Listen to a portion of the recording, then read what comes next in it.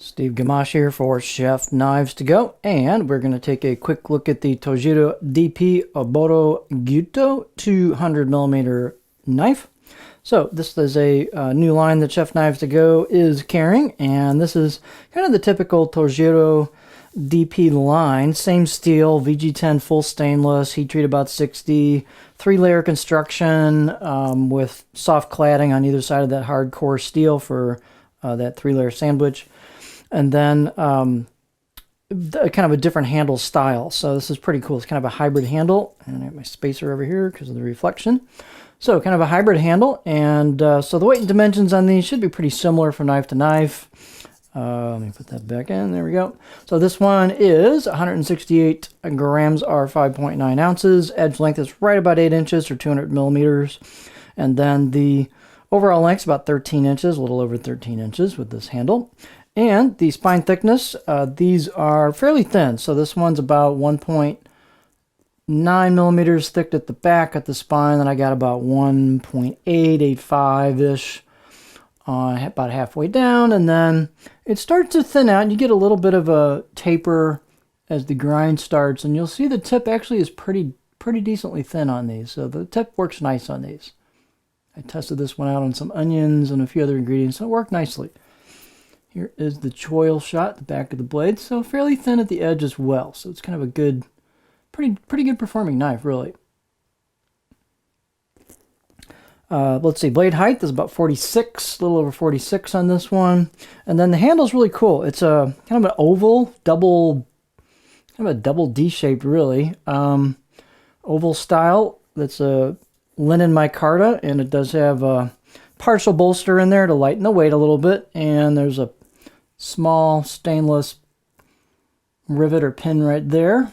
And you've got a integrated bolster that flows nicely into the blade. So it's a real nice look to it.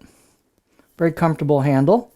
And you can see the handle and the neck is fairly thin up towards the blade, so where the bolster is. So you got plenty of clearance for your fingers on a cutting board. The balance point is going to be a little further back. This is a fairly dense handle material, but it's really nice looking. So there's a balance point. It's just in front of that bolster where the curve starts right there.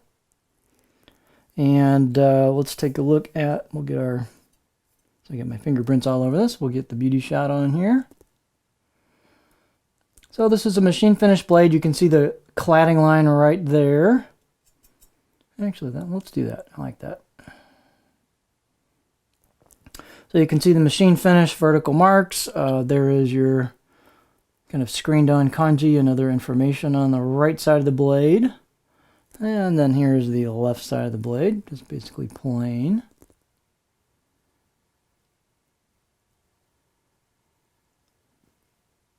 So fit and finish. This one actually has a little bit of relief on the spine into that bolster there, and the choil, excuse me. So the choil's back here. It could be a little bit better, but they did put a touch of relief on there. Sometimes these don't have much, and they're a little sharp right there. The spine they've actually done a little bit of work on, so this one's actually not bad right out of the box. Sometimes these need a little bit of touch up on the spine and the choil just because they're a little sharp, but this one seems to be done a little bit more nicely than a lot of them. So fairly thin, and it's got a bit of stiffness to it, being the construction that it is for the thickness.